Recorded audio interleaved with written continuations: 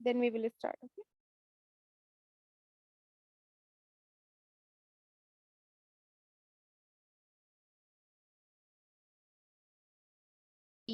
ठीक है, ये सारा स्ट्रक्चर हमें यूनिट 1 में कवर करना है. ओके. सो फर्स्ट यूनिट में तो देखो कुछ नहीं है. ठीक है, फर्स्ट यूनिट में क्या है? Modern classroom environment. First unit में एज सच हमारा कुछ भी नहीं है. ठीक है, एक बार जल्दी से देख लेते हैं. देन इसमें टोटल कितने यूनिट्स हैं? देन यूनिट 2 है हमारा डेवलपिंग रीडिंग स्किल्स, है ना. इससे बहुत ज्यादा क्वेश्चंस पुट आउट होते हैं. Types of reading, study reading, reading faster, objectives and introduction. ठीक है, ये हमारा यूनिट 2 है. देन उसके बाद हमारा यूनिट 3 में क्या आता है? Learning reading comprehension strategies. इससे भी हमारे क्वेश्चंस आते हैं, इससे रेलेवेंट भी, है ना. Definition and level of comprehension, types of reading comprehension, strategies of reading comprehension, skills of reading comprehension, and academic reading and knowledge in comprehension. ठीक है, बट आज जो हम कवर करने जा रहे हैं that will be a unit 1. okay.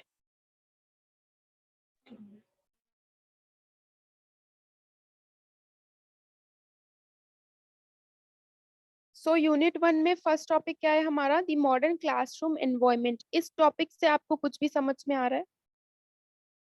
इसमें हम क्या पढ़ने वाले हैं? Anyone?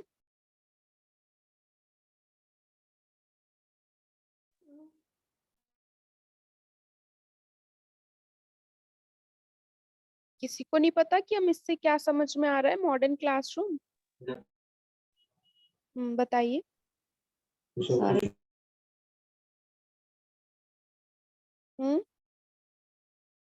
Okay. So the modern classroom term जो है हमारा, ठीक है, इसमें हमें ये समझ में आ रहा है कि हमारा क्लासरूम अब बहुत ज्यादा मॉडिफाइड हो चुका है. ठीक है, पहले हम ब्लैक बोर्ड से पढ़ते थे, फिर हमने व्हाइट बोर्ड से पढ़ना शुरू किया, फिर अब बहुत से डिजिटल क्लासेस होते हैं. Right guys, please do respond to me, है ना. तो मॉडर्न क्लासरूम एनवायरनमेंट बनाने का हमारा मोटिव क्या रहा है? ताकि बच्चों को कीन इंटरेस्ट हो उसमें, है ना. अगर हम टेक्नोलॉजी में बहुत ज्यादा ध्यान देने लगे, ठीक है, एक बुक अगर हमें दे दी जाए तो शायद हम उसको उठा के ना पढ़े, लेकिन अगर हमें एक पीडीएफ दे दी जाएगी तो हम उसको एक बार खोल के जरूर देखेंगे. देखते हैं ना. या कोई ऐसी नॉवेल होती है, ठीक है, कौन यार जाए खरीदे, क्या करे, पीडीएफ डाउनलोड कर ली, देखने लगे. तो टेक्नोलॉजी क्या है कि बुक्स और स्टडी हम तक खुद चल के आ रही है, पहले हमें जाना पड़ता था, है ना. Yes ma'am. लेकिन अब क्या है कि पढ़ाई हमारे पास खुद ही चल के चली आती है, हमें नहीं कहीं जाना पड़ता. पहले बच्चे कितनी मील मील दूर जाते थे पढ़ने, हर जिले में या हर चीज में स्कूल्स नहीं होते थे, और होते भी थे तो इतने मॉडिफाइड नहीं होते थे. राइट. अब जैसे आप ऑनलाइन को ही देख लो, है ना. आप पता नहीं आप सब बच्चे किस किस रीजन से हो, कहाँ से हो, मुझे नहीं पता, लेकिन आप सबको मैं इंफॉर्मेशन डिलीवर कर पा रही हूँ. Why? Because of the modern technology. Right. Yes ma'am. तो Yes, ma'am. मॉडर्न क्लासरूम हो चुका है, अब डिजिटल क्लासरूम हो चुका है, ऑनलाइन क्लासरूम हो चुका है. राइट.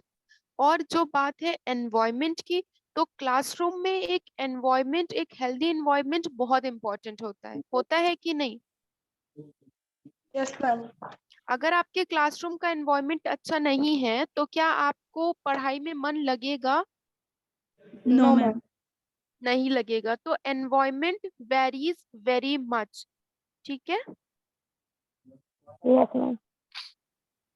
इसमें ऐसा कुछ ज्यादा नहीं है. ठीक है, हम मेन टॉपिक्स पर अपने आते हैं. मैम कॉग्निशन का मतलब क्या होता है? बेटा क्वेश्चंस आप लोग अगर बीच में ना करके लास्ट में करो तो ओके ठीक है, मैम. ऐसे डिस्टरबेंस होता है ना. हाँ, आपको जो भी वर्ड है आप मार्क कर लो, मेरे से लास्ट में पूछो. ठीक है, कॉग्निशन का आपने मेरे से मीनिंग पूछा है ना, मैं आपको लास्ट में बताती हूँ, ठीक है। Okay ma'am, no issue. क्योंकि ऐसे ना रिदम नहीं रहता फिर क्लास का, ठीक है। देन देखिए एक अच्छे उनकी सेइंग है ये, Michael P Breen titled the social context for language learning, a neglected situation. Breen highlights the study of classroom language learning from two different perspectives, namely research and teaching. In particular, he interrogates two perspectives. Interrogates का यहाँ पर मतलब है कि वो अपनी बात कह रहे हैं, two perspectives इन्होंने रखे हैं. What are the specific contributions of the classroom to the process of second क्या है, language development, in what ways might the teacher exploit the social reality of the classroom as a resource for the teaching of language. दो इनके prospectives थे, ठीक है, Michael P ब्रीन के, ठीक है. आपको इस तरह के क्वेश्चंस आते हैं पैसेज में, है ना, जो आपके क्वेश्चन पेपर्स होते हैं उनमें आते हैं ना कि पैसेजेस पढ़िए और उसमें से फिर बताइए, आता है ना. Yes ma'am. तो आपको ये पूरा सा स्टडी करना पड़ता है, तब आप जा करके वो कर पाते हो. लेकिन अगर आपने ऑलरेडी चैप्टर नहीं पढ़ा होता है तो आपको पैसेज कुछ भी समझ नहीं आएगा, ठीक है.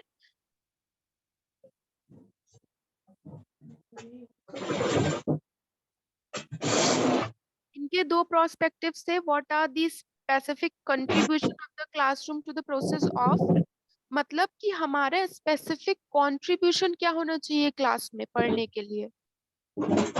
एक अच्छा एनवायरनमेंट होना चाहिए. क्या हम एज अ टीचर मैं क्या कंट्रीब्यूट कर सकती हूँ, आपको अच्छी इंफॉर्मेशन और राइट इंफॉर्मेशन देना सब्जेक्टिव, राइट. और एज अ स्टूडेंट आप क्या कंट्रीब्यूट कर सकते हो क्लास में. फर्स्ट थिंग आपको एक्टिव लिसनर होना चाहिए कि मैम जो बता रही है आपने जल्दी से उसको सुना और अच्छे से सुना, ठीक है. सेकेंड थिंग आपका अटेंटिव होना बहुत जरूरी है, ठीक है. ऐसे नहीं कि मैम कुछ भी पढ़ा रही है और हम कुछ नहीं पढ़ रहे हैं, है ना. यस मैम, भी होना चाहिए। उसके बाद देखो, in what ways might the teacher exploit the social reality of the classroom as a resource for the teaching of language. देखो अभी सोशल रियलिटी का मतलब यहाँ पर क्या है, ये वो वाला सोशल नहीं है कि हम सोशल मीडिया वाली बात नहीं कर रहे, ठीक है. जो हमें क्लासरूम में टेक्नोलॉजी दी गई है उसको टीचर किस तरह से यूज कर रही है एक्सप्लोर करने के लिए बच्चों को लैंग्वेज, ठीक है. ये दो कॉन्ट्रीब्यूशंस हैं हमारे, ठीक है. ये इनके माइकल पी ब्रीन के दो प्रोस्पेक्टिव्स थे, ठीक है, टीचिंग के. इनको ये लगता था कि हमारे स्पेसिफिक कंट्रीब्यूशन होने चाहिए क्लास में, और जो टीचर है वो किस तरह से क्लासरूम को एनहांस कर रही है, ठीक है. देन सेकेंड स्लाइड भी हमारी इसी के रिगार्डिंग है.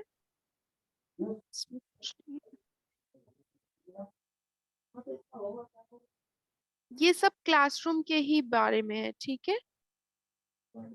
उसके बाद अब यहाँ से हमारा मेन पार्ट शुरू होता है, ठीक है.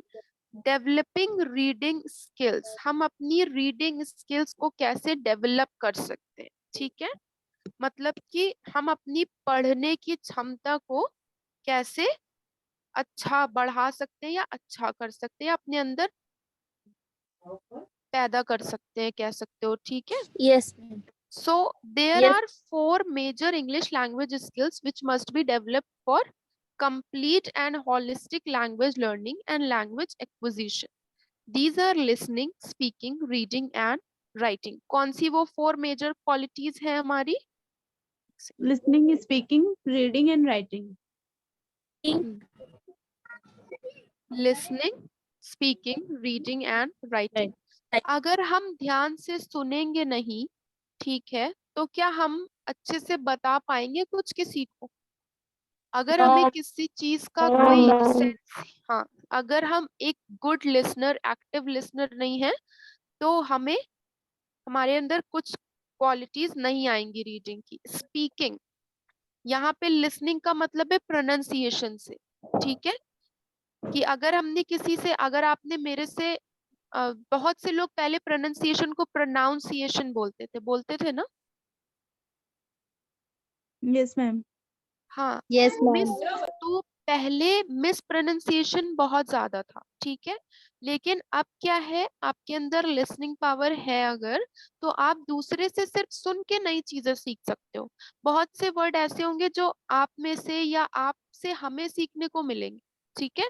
जैसे बहुत से लोग हैं जो चीजों को मिस प्रोनाउंस करते हैं, लेकिन वो अगर किसी सामने वाले की बात सुन रहे हैं तो वो सिर्फ सुन के अपनी चीजों को सही कर सकते हैं ना। Yes ma'am. Yes, ma'am. Then फिर हमारा सेकंड क्या है, स्पीकिंग। हम बोल कर अपनी रीडिंग स्किल्स सही करेंगे, है ना, क्योंकि हम जब तक बोल बोल के, रीडिंग का मतलब ही होता है ना बोल के पढ़ना, तो अगर हमारी स्पीकिंग स्किल्स अच्छी नहीं है तो भी हम अपनी रीडिंग स्किल्स को डेवलप नहीं कर सकते। देन फिर कॉन्टिन्यूसली रीड करना, आप चाहे अपनी, अगर आपको रीडिंग स्किल्स डेवलप करनी है, आप अटकते हो रीड करने में या आप हेजिटेट होते हो, न्यूज़पेपर रीड करना शुरू करो, पैराज बड़े बड़े रीड करना शुरू करो, ठीक है, और राइटिंग। तो ये चार हमारे लैंग्वेज स्किल्स हैं, ठीक है। Yes, ma'am. समझ आ रहा है बेटा आप लोगों को? Yes Yes, ma'am. ma'am. हाँ, यस ठीक मैम। है। जो पार्ट ना समझ में आए या जिसमें कोई डाउट हो, सेशन अभी जब मैं पढ़ा लूंगी ना, फिर मैं से करके क्वेश्चन करना, ठीक है। देन फिर हमारा क्या है, ये चार हमें चीजें समझ में आई। Reading is also the primary prerequisite for one to improve in terms of comprehension, spelling and vocabulary and writing. देखो, रीडिंग करना हमारे लिए क्यों इम्पोर्टेंट है, ताकि हमको जो है कॉम्प्रीहेंशन का पता चल सके, मतलब कहाँ पर स्टार्टिंग हुई है, कैसे, क्या बीच में क्लाइमेक्स आया है, क्या उसका एंड है, क्या है, ठीक है, क्या उसका कंक्लूजन निकल रहा है। दूसरा, हमारी स्पेलिंग्स इंप्रूव होती हैं, राइट।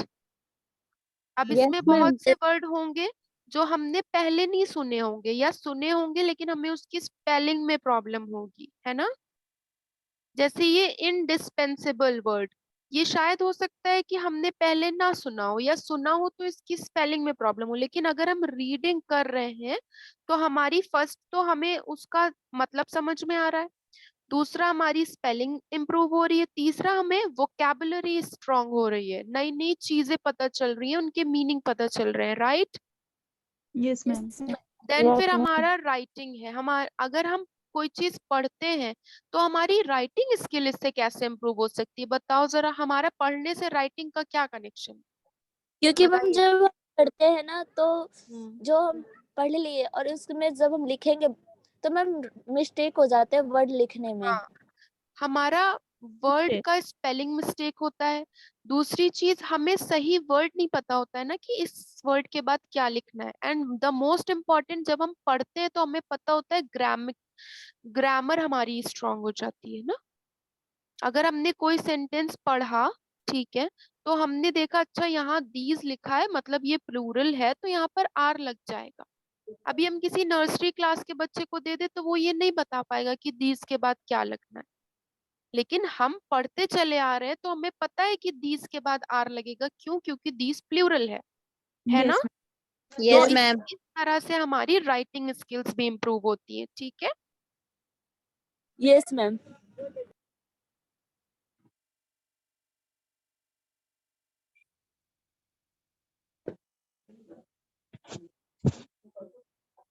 देन फिर हमारा, ये आपको समझ में आया 4 पिलर्स जो होते हैं डेवलपिंग रीडिंग स्किल्स के।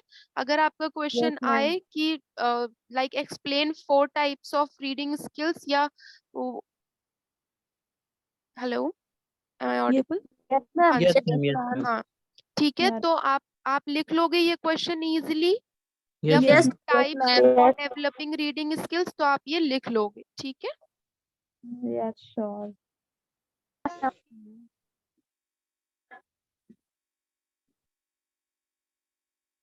बाकी ये पूरा वही है, ठीक है।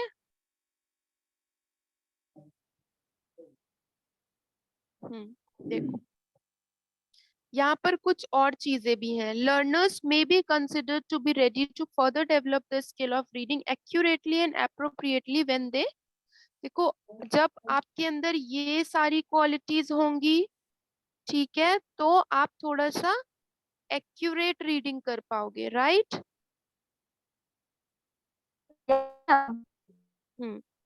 तो वो कौन कौन सी है? Identify and differentiate both vowel and consonant sounds in English.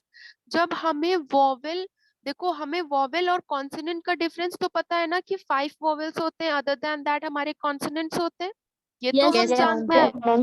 Yes, ma'am. लेकिन जब हमारी बात आती है कि हमको लाइक मान लो यहाँ पर लिखा है आर, ठीक है, बहुत से लोग इसको हावर भी बोलते हैं, बहुत से लोग इसको आवर भी बोलते हैं, but the right pronunciation is, क्या है इसका राइट प्रोनाउंसिएशन? आर. आर में हमारा साउंड वॉवेल आ रहा है, बट स्टार्ट किससे हो रहा है? कॉन्सोनेंट से. Yes, ma'am. तो जब हमारी रीडिंग स्किल्स एनहांस होंगी तो हमें vowel sound and consonant sounds में डिफरेंशिएट करना हमें आता होगा, राइट?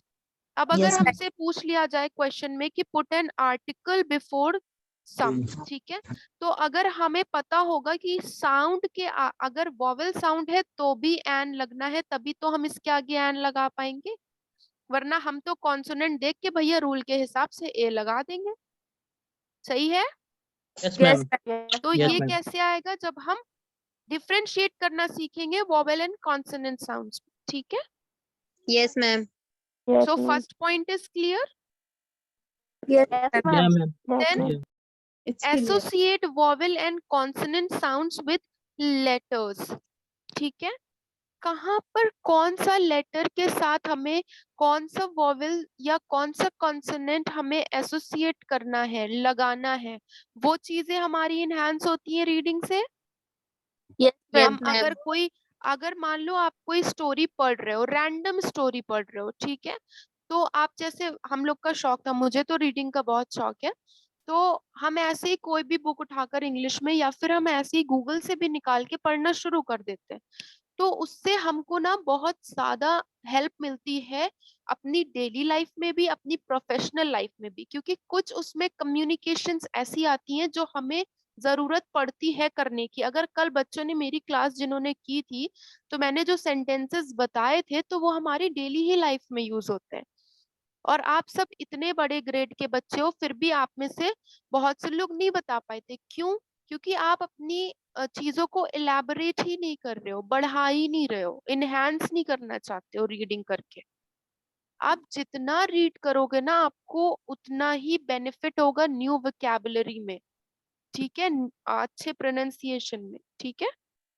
तो वही चीज है कि रीडिंग से हमको इसका भी पता चलता है. Then identify and differentiate among consonant combinations. ठीक है, identify and differentiate among consonant combinations. मतलब देखो जैसे कि consonant combination का मतलब है, जैसे कि TH का साउंड क्या है? थ, thought. हम बोलते हैं ना THUGHT, thought. तो TH का कॉम्बिनेशन बन के हमारा था बना है. अगर हमें ये कॉम्बिनेशन नहीं पता है तो हम ये इसको स्पेल नहीं कर पाएंगे, इसको प्रोनाउंस नहीं कर पाएंगे. कर पाएंगे? जैसे PH बन के होता है फ, फा, कुछ भी बोल रहे हो, ठीक है? Yes, ma'am. आ रहा है Yes, समझ में? Yes, ma'am. Yes, ma'am. Then फिर identify and articulate the vowel combinations. Same जैसे कॉन्सोनेंट कॉम्बिनेशंस थे वैसे ही वोवेल कॉम्बिनेशंस भी हैं, ठीक है. अगर फोनिक्स आप लोगों ने पढ़ा है तो आप लोगों को साउंड में तो प्रॉब्लम नहीं होगी. फोनिक्स सबने पढ़ा होगा, फोनिक्स, फोनिक साउंड्स. इसके बिना तो आजकल बच्चों को पढ़ाया ही नहीं जाता है. पढ़ा है सबने phonics? No ma'am. Phonic sounds Yes, नहीं ma'am. पढ़े? पढ़ा है ma'am, but no ma'am, no किसी बी मैम. याद का नहीं है. बी का मैम फोनिक पढ़ा है. साउंड क्या होता है? ब. हाँ, तो ये सबने पढ़ा है ना, तभी तो हम Yes, वर्ड ma'am, पढ़ा है. प्रोनाउंस Yes, कर ma'am. पाते हैं. मगर ये पहले नहीं था स्टडी सिस्टम में, पहले नहीं था फोनिक साउंड, ये अब मतलब कुछ सालों से हो गया है. जो कि बहुत हेल्प करता है बच्चों को करने में। अब ये हर स्कूल में कंपलसरी है फोनिक्स यस पढ़ाना, मैम, कुछ तो पहले हमें नहीं पता था। है बट हमें पता नहीं उसका नाम क्या है, तो हम कंफर्म ही नहीं है उस हम्म। चीज के लिए। हाँ, तो वही चीज है ना कि आप जैसे जैसे चीजों को पढ़ोगे, समझोगे, लोगों से मिलोगे या जिन चीजों के बारे में पढ़ोगे तो ही आपकी नॉलेज बढ़ेगी, ठीक है। देन फिर identify rhyming words even when spelled with a different letter pattern. मतलब बहुत से राइमिंग वर्ड्स होते हैं ना, राइमिंग वर्ड्स किसको बोलते हैं? राइमिंग वर्ड्स किसको बोलते हैं गाइस? ये मैम, फोर्थ फिफ्थ का क्वेश्चन है। राइमिंग राइमिंग वर्ड जो रिपीट होते हैं सेम साउंड उनका ऑलमोस्ट सेम होता है बट होता है, उनकी सेम स्पेलिंग अलग होती है, अलग जैसे होती है कि ma'am. Low flow, LIGHT light, लेकिन yes ma'am, light FIGHT height, fight है। यस मैम, तो लाइट फाइट हाइट, आइट आइट का सेम साउंड निकल रहा है, लाइट यस मैम, फाइट, है ना, सेम ही यस निकल मैम, रहा है, सेम साउंड। लेकिन इसकी स्पेलिंग टोटली चेंज है और मीनिंग भी टोटली चेंज्ड है। आ रहा है यस समझ मैम, में? जी मैम, यस देन फिर आपका क्या होता है? Identify, sorry, identify upper and lower case letters as well as italics and the basic punctuation marks in the text। देखो हम बहुत सी गलतियां करते हैं, बहुत सिली सिली गलतियां करते हैं पंचुएशन में। यहाँ पर अपर केस और लोअर केस सबको पता होगा, अपर और लोअर केस लेटर्स का मतलब क्या है, क्योंकि यस हम मैम। बहुत सारे फॉर्म्स में यस भी ये चीजें देखते हैं, इवन हमारे पासवर्ड में भी मांगता है। जो यस फोन मैम। में या लैपी में पासवर्ड्स होते हैं उनमें भी एक अपर केस का मांगता है लेटर, देन बाकी लोअर केसेस के।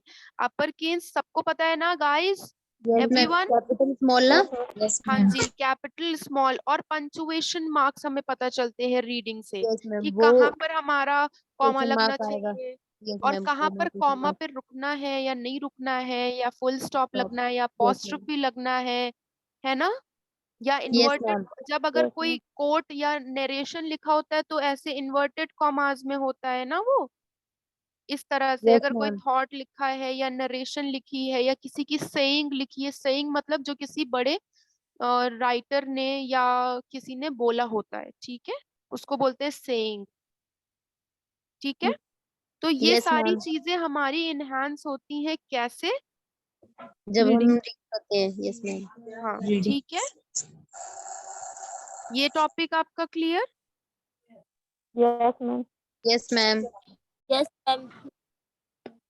देन क्या आता है हमारा, देखो क्या है उसके बाद फिर।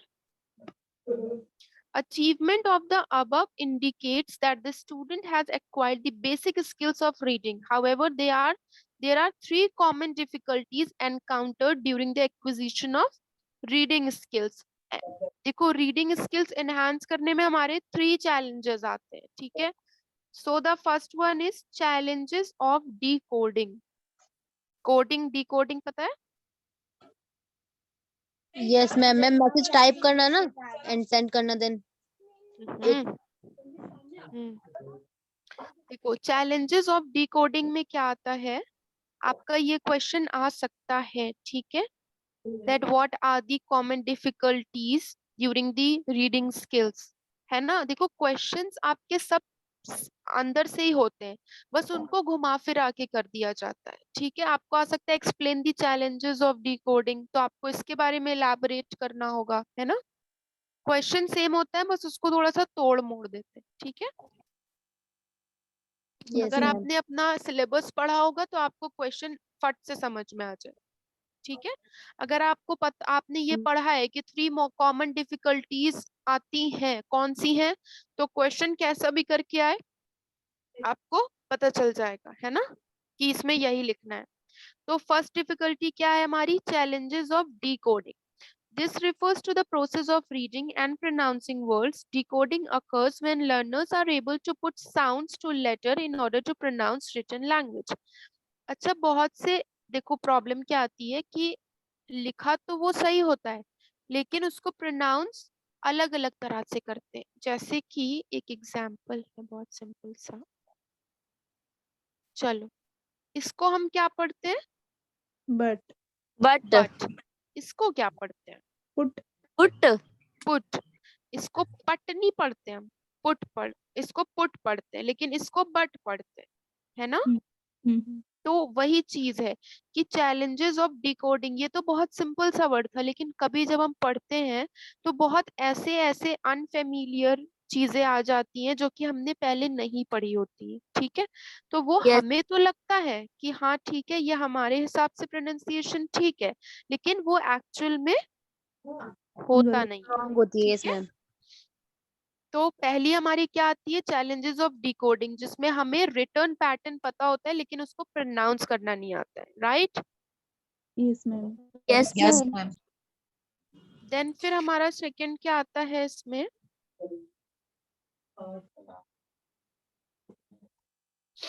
The second one is inadequate और फॉल्टी कॉम्प्रिहेंशंस।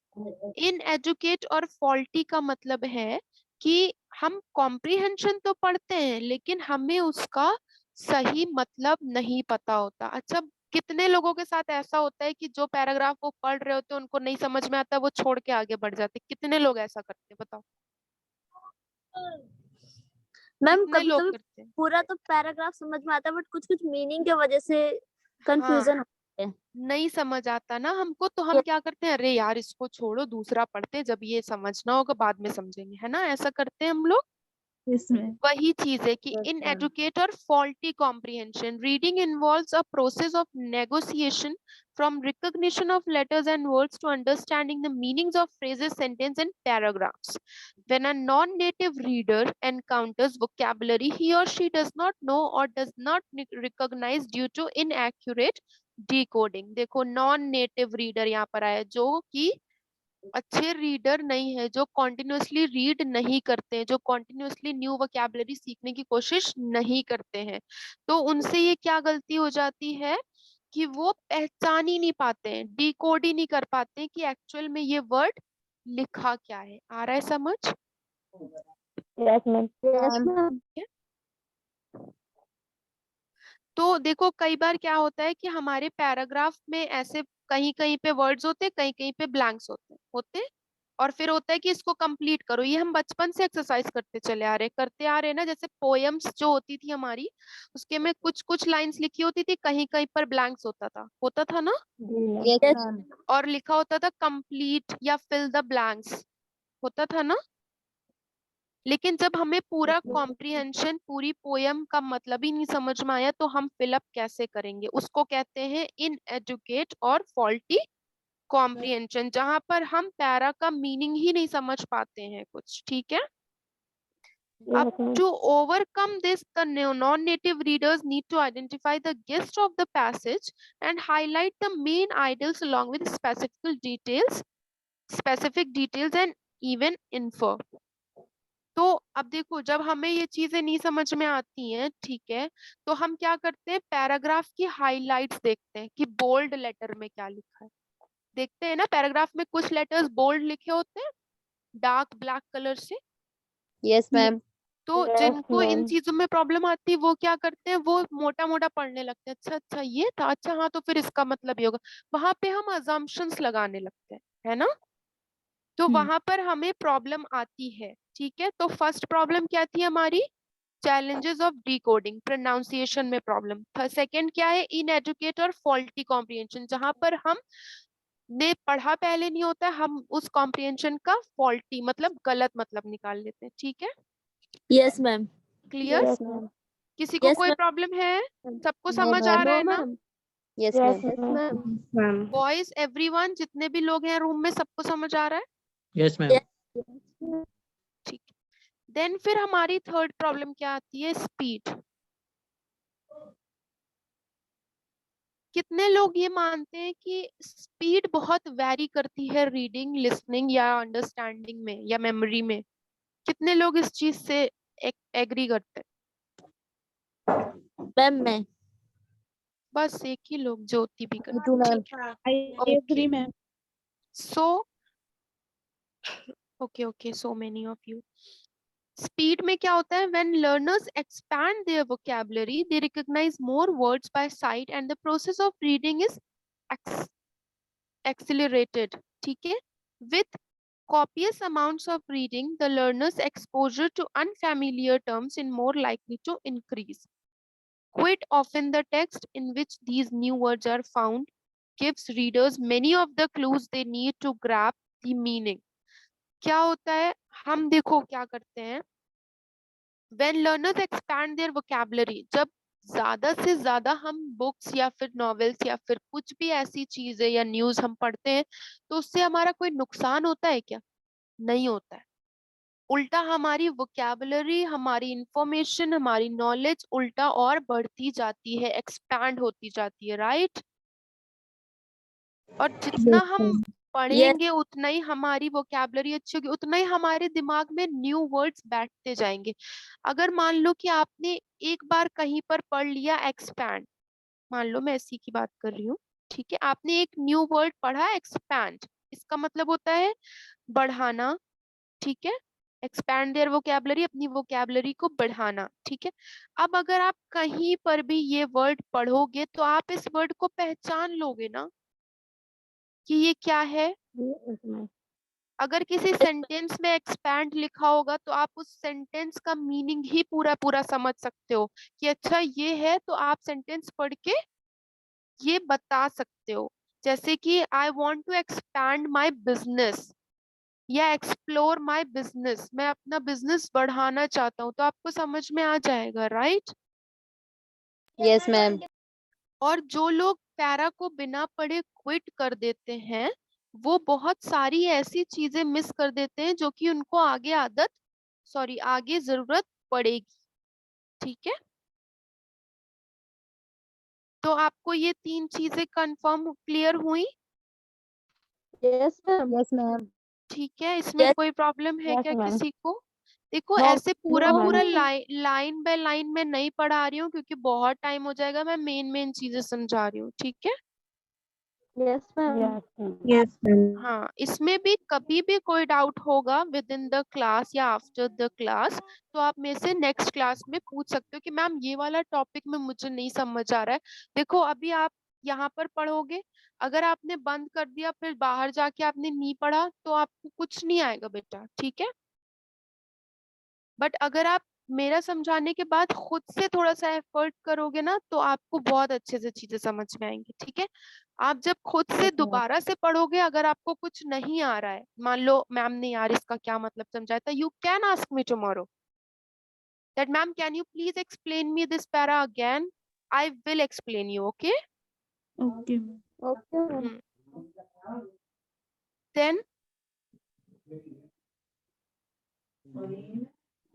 उसके बाद हमारा ये बहुत इंपॉर्टेंट पार्ट, यहाँ पर हम बहुत सारे लोग फंसते हैं, द रीडिंग स्पेलिंग करेस्पॉन्डेंस। यहाँ पर क्या होता है कि देखो इंग्लिश पूरी लैंग्वेज ही एक्सेप्शनल है, ठीक है। हम एक्सेप्ट ही नहीं कर पाते कि अच्छा इसका मतलब ये भी हो सकता है या इसका प्रोनाउंसिएशन ये भी हो सकता है, होता है ना ऐसा। American English ma'am. अलग है, ब्रिटिश इंग्लिश अलग है, ये इंग्लिश वो इंग्लिश सब अलग इंग्लिश है ना, सबके प्रोनाउंसिएशन अलग है। और यस मैम। जी बोलो बेटा, कोई बोल रहा है? मैम बहुत होता है ऐसा तो मेरे साथ में। हाँ बहुत होता है, क्यों? क्योंकि हमने अपनी वोकैबुलरी नहीं एक्सपैंड की हुई है, हमने ज्यादा एक्सप्लोर ही नहीं किया हुआ है। एक्सप्लोर ऐसा नहीं है कि आप दूसरे दूसरे देश में जाओगे तो ही आप, बेटा इंटरनेट सोशल मीडिया कितना बड़ा प्लेटफॉर्म है हमें कुछ भी जानने के लिए, है कि नहीं है? ऐसा नहीं है कि हमारे कोर्स का है तो ही हम पढ़े, ठीक है।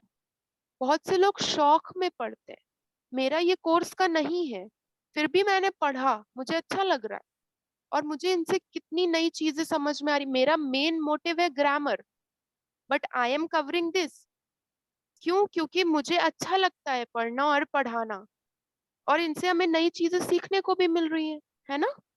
जी बिल्कुल। और यस देखो मैम। इसमें क्या होता है, द रीडिंग स्पेलिंग करेस्पॉन्डेंस में English is full of silent letters and unexpected sounds, है ना। पूरा मतलब कहाँ पर, जैसे कि मान लो ये है WALK, तो ऐसे अगर हम स्पेलिंग के साथ पढ़े तो वॉल्क पढ़ना चाहिए, है ना, लेकिन हमारा एल साइलेंट होता है। Yes ma'am. What is the walk. Pronunciation of this word is walk, walk. It's not walk. लेकिन अगर आप इनिशियल्स के साथ फेमिलियर नहीं हो तो आप इसको प्रोनाउंस नहीं कर पाओगे। कर पाओगे? अगर No. आपको नहीं पता है बेसिक्स, नो मैम। नहीं कर पाओगे। बहुत देखो, इंग्लिश जिसको समझ में आ गई उसके लिए सबसे इजी लैंग्वेज इंग्लिश है, ठीक है। और जिसको नहीं समझ में उसके लिए सबसे ज्यादा टफ लैंग्वेज इंग्लिश है। जिसको टेंसेस समझ में आ गए उसके लिए तो हलवा है, जिसको नहीं समझ में आया उसके लिए तो बिरयानी है ना। Yes ma'am. तो यही चीज है, यहाँ पर हमें बहुत ज्यादा दिक्कत होती है जब हम चीजों को नहीं जानते होते हैं, ठीक है। एक ही स्पेलिंग को बहुत सारे एक ही सेम साउंड के वर्ड्स की स्पेलिंग्स भी अलग होती हैं और प्रोनाउंसिएशन भी अलग होते हैं, जैसे कि और उनका मीनिंग भी अलग होता है। जैसे कि देखो, BEER बियर होता है और BEAR बियर होता है, right. Yes ma'am. Yes ma'am. Spelling और मीनिंग दोनों अलग है, डिफरेंट है। यस लेकिन मैम। प्रोनाउंसिएशन हमारे दोनों के सेम है। तो ये इंग्लिश यहाँ पर बहुत कंफ्यूज करती है, ठीक है। यस तो मैम। ये भी एक हमारा बैरियर है, ये भी एक हमें दिक्कत होती है ना।